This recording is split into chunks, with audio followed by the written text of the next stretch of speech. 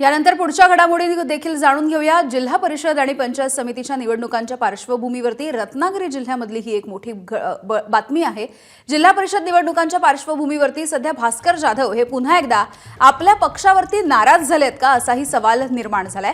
भास्कर जाधव यांना जिल्ह्याबाबत विचारलं असता जिल्ह्याचं मला माहिती नाही, पण माझ्या मतदारसंघामधील 3ही पंचायत समित्या जिंकेन असंही ते म्हणाले। त्यामुळे जिल्ह्यामधल्या निवडणुकांपासून जाधव दूर राहत आहेत का अशी शंका निर्माण झाली आहे। तसंच जाधवांचा फोकस केवळ स्वतःच्या मतदारसंघापुरता आहे का असाही सवाल आहे।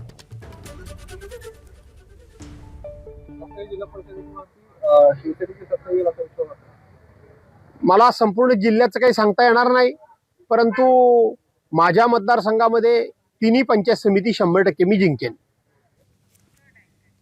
तर याच वेळी बोलत असताना चिपळूणमध्ये भास्कर जाधव यांनी भाजपला पुन्हा एकदा डिवचलंय। मला उभं राहायला अजून 4 वर्ष शिल्लक आहेत, यांनी ऐकणार नाही असं भास्कर जाधव म्हणाले।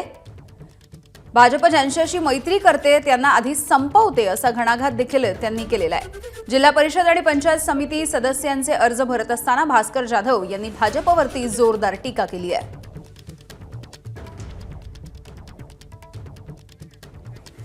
मला आता उभं अजून 4 वर्ष आहे, मी काय ऐकतोय का याला? पण आता जे कोणी गेले होते त्यांना कळेल काय ते।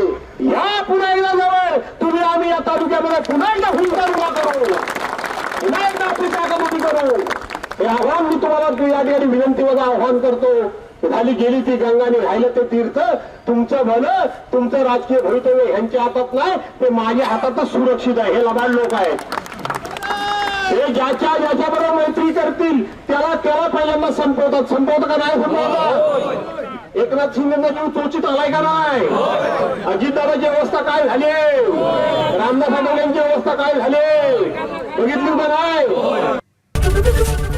एबीपी माझा, उघडा डोळे बघा नीट।